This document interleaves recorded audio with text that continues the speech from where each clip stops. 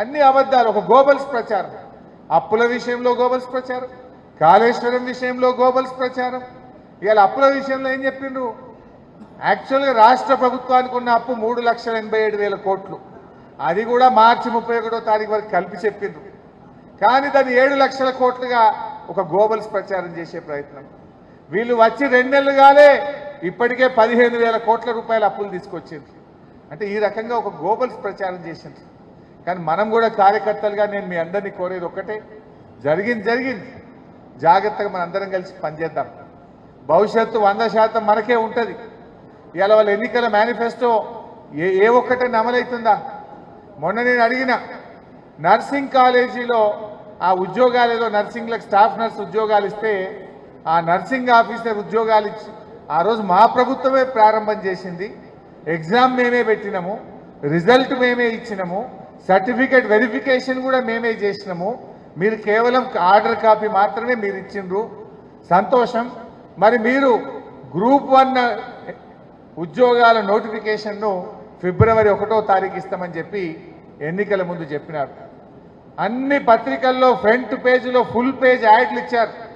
మరి ఫిబ్రవరి 1 నాడు group 1 notification ఇవ్వండి అని చెప్పి నేను అడిగిన.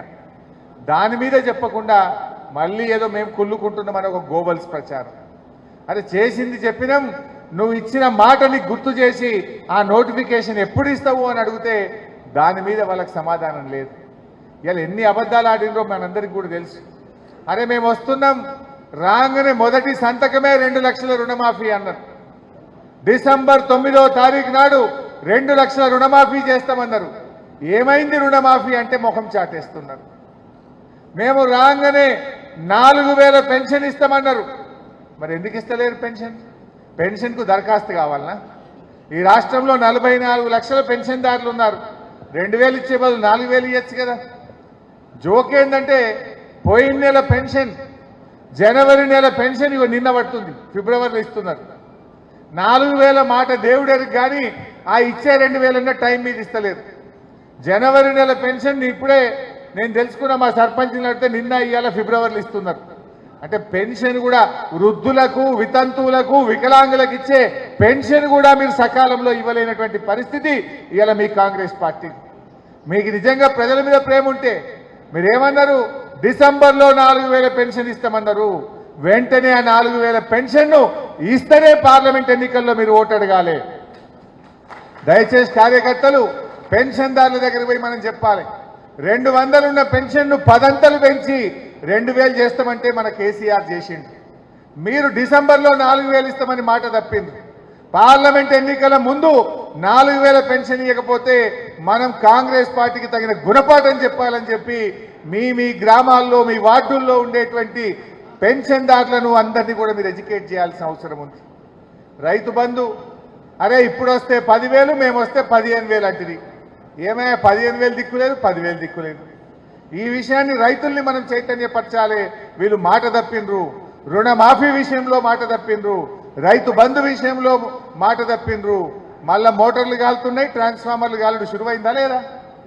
నిన్నయాల ఊర్లకు పోతే చెప్తున్నారు, అన్నా మోటార్లు కాలుతున్నాయి, అన్నా మళ్ళా కాంగ్రెస్ వచ్చింది ట్రాన్స్ఫార్మర్లు కాలుతున్నాయి అంటున్నారు. 24 గంటల కరెంట్ అన్నారు. సాయంత్రం 5:30కు పోతే ఒక్కొక్క రోజు తెల్లారి వస్తుంది, ఒక్కొక్క నాడు రాత్రి 11 గంటలకు వస్తుంది. 12-14 గంటల కరెంటు కూడా రైతులకు వస్తలేదు. పొద్దున పూట కూడా ఇవాళ 2 గంటల కరెంట్ తీసేస్తుంది. పొద్దున 6కి పోతుంది, 8-9 దాకా కూడా పొద్దున పూట రైతులకు కరెంట్ ఉండలేదు.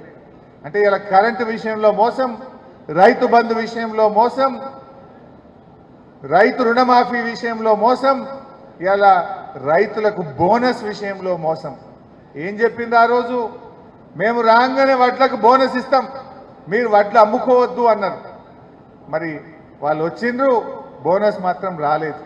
పోనీ యాసంగి పంట కన్నా బోనస్ మీద తక్షణమే నిర్ణయం తీసుకోవాలని చెప్పి కూడా నేను రైతుల పక్షాన ఈరోజు కాంగ్రెస్ పార్టీని డిమాండ్ చేస్తా ఉన్నా. ఈ రకంగా ఈ విషయాలన్నీ కూడా మీకు తెలుసు. ఆ 420 హామీల పేపర్లు మీ దగ్గర ఉన్నాయి. దయచేసి గ్రామాల్లో చర్చ పెట్టండి, తండాల్లోకి వెళ్ళి చర్చ పెట్టండి, దళిత వాడల్లో చర్చ పెట్టండి. ఇవాళ దళిత